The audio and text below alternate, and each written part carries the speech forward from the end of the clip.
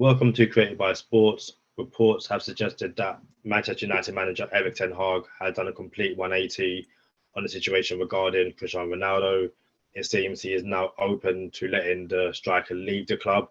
This is after spending the majority of the summer trying to convince him to stay and saying that he is part of his plans. Welcome, George. What do you make of the situation?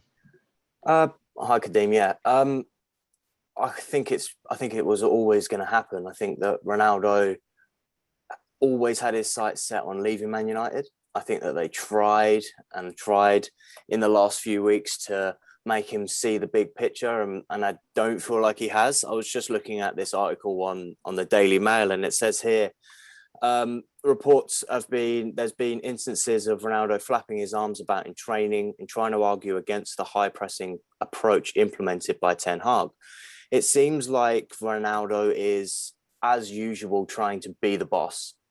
If he doesn't agree with something, if his work rate that kind of doesn't match what the manager does, it seems like he's going to cause problems, and he wants to be the one managing the team and kind of saying, this is my team, not your team. You play around me. So if he doesn't like this high pressing approach, he's saying you play around me and what I like, which I think is completely wrong.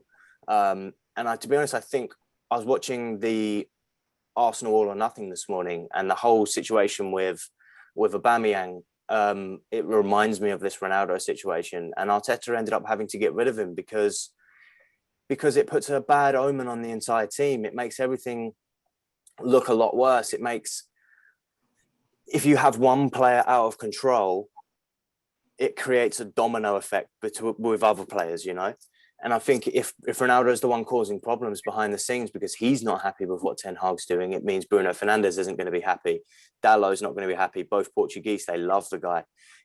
All the youngsters coming through, Garnacho, James Garner may be leaving, but Garner, players like that, the new signings, obviously, it just makes puts a bad omen around the whole club when somebody isn't willing to listen to the manager's ideas and ideals of how he wants to press forward with the team.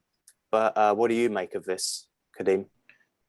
It's such a toxic situation, and it's typical of Man United that it feels like every single person saw this coming, apart from the decision makers. There's a genuine argument to be made that once Ronaldo said that he wanted to leave, United should have done everything they can to allow him to leave. I don't think anyone believed that Ronaldo was going to down tools and not be, try his hardest during games. But if you have an unhappy Ronaldo and you're not playing well and you're making a mistake that Man United are making, you are going to get a lot of arm flapping, a lot of complaining. Ten Hag needs to set out his stall from early on and say, it's either my way or the highway. It doesn't matter who you are, what you want. It doesn't matter how much money you are on right now. Going forward, it's a blank slate for everyone. I don't care how many Ballon d'Ors you've won. I don't care, whether you won the World Cup or anything like that.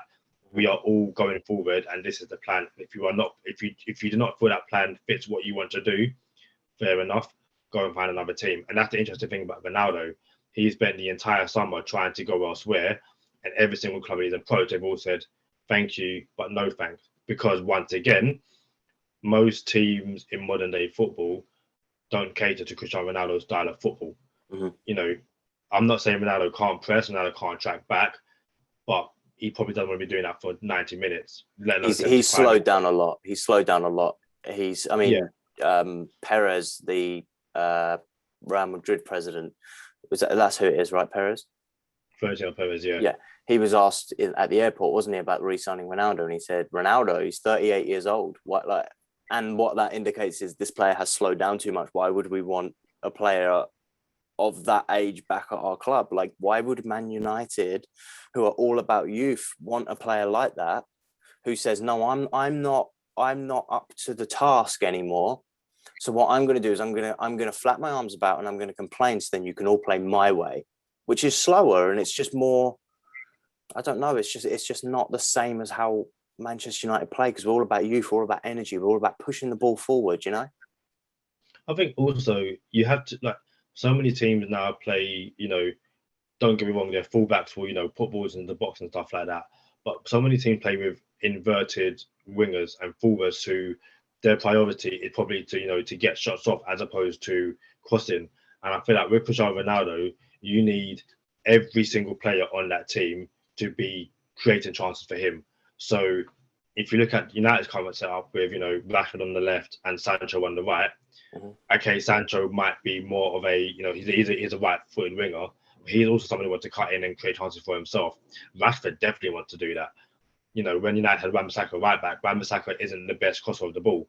So United didn't have a team that was catered to allow Ronaldo to thrive. Now, don't get me wrong, he still scored 18 goals, I believe, in the Premier League. But the flip side to that is how many more goals would he have scored if he had, fullbacks like Trent Alexander-Arnold and Andrew Robertson? And how much better would he have been if his two wingers were, off the top of my head, and I know he's past it now and probably near retirement, but Aaron Lennon on the right is going to run down the wing and cut the ball in, and then a similar person like that on the left. And if you look at Chelsea, Bayern Munich, all these top clubs, their wingers, that's not really their role no more. Reece James, he's basically he's not even a right back most of the time. He's a right winger. He's the one crossing the ball in. He's actually the one scoring a lot of the goals as well. Yeah, and again, it's a lot of it is, if you look at the central forwards in a lot of teams now, they're kind of like hold up play to allow the winger to get into the box. Roberto Firmino is a prime example of that. He isn't the main goal scorer in that team. It was Mane and Salah. Now it's Salah, and you've got Diego Jota and stuff like that. And Nunez. Ronaldo needs every single person, and not because it's a different dynamic, but in order for he wants to be the ones on the end of every single cross. And if every single person isn't singing from the same hymn sheet, it's not quite going to work. So United have a real dilemma right now. Do they keep a player in the dressing room who doesn't want to be there and is very unhappy, or do they try and find a single buyer for him? But again, where is that buyer going to come from? Exactly that. And it's just like, even a team like Atletico Madrid, who are known, say for instance, they signed Luis Suarez later in his years. It's not like they're not used to signing players, and for instance, like they took Fernando Torres back later in his years, and players such like that. It's purely what Ronaldo's doing to teams. He's almost sucking the life out of them. He might score some goals, but what else he's doing is just sucking the life and the spirit out of the team. When he stands on the pitch and does this, and flaps his arms about and just stresses and rolls his eyes and everything, that then comes off on rubs off on every other player in the team as well, because they're like, yeah, you know what, this is all unfair, we should feel hard done by it. And it's like, no, you just go out there and you work hard and you do your job, and then that's when you see the results. Yeah, and I think also as well, teams are looking at it going, if they do sign him now, unless they win every competition next year, it's their problem next summer as well. So unless he retires next summer, Ronaldo might, turn up to preseason training and go, actually, guys, I want to leave. And then you've got a player on a lot of wages who's a year older and teams don't want to buy him. What do you do? I'm sure Chelsea and other teams are looking at what's happened this summer and gone, he's doing that to a club he supposedly loves. What's he going to do to someone who he doesn't care about? And that's the thing about Ronaldo. Ronaldo will always do what's best for him. He, Sporting Lisbon to Man United, to join Real Madrid, to then join Juventus, who then nearly joined Man City and is talking to Atletico Madrid. He doesn't care if he's loved by United fans and by Real Madrid fans. If he can find a way to join one of their rivals, he's just for Champions League football. Yeah. So, and it's a fact that all these links throughout the entire summer, I believe he's only shot down one, and that was Sporting Lisbon. And again, the other ones who made him. So it's one of those things where by him saying that he's not going to join Sporting Lisbon, or that's not true, but not saying it about everything else, means that he is 100% trying to leave. He just can't find a home right now. Well, I think we should just leave it in the hands of our lovely viewers and see what they think. I'd say drop a comment drop a comment below and let us know what you think about Ronaldo potentially departing Manchester United. Erik Ten Hag's 180, like Kadeem said, on the deal to let him go, and whether you'd like to see Ronaldo leave, and if he does leave, then who do United get in to replace him? And also, don't forget to leave a like, and don't forget to subscribe to the channel to see our lovely faces again. And we'll see you in the next one, guys.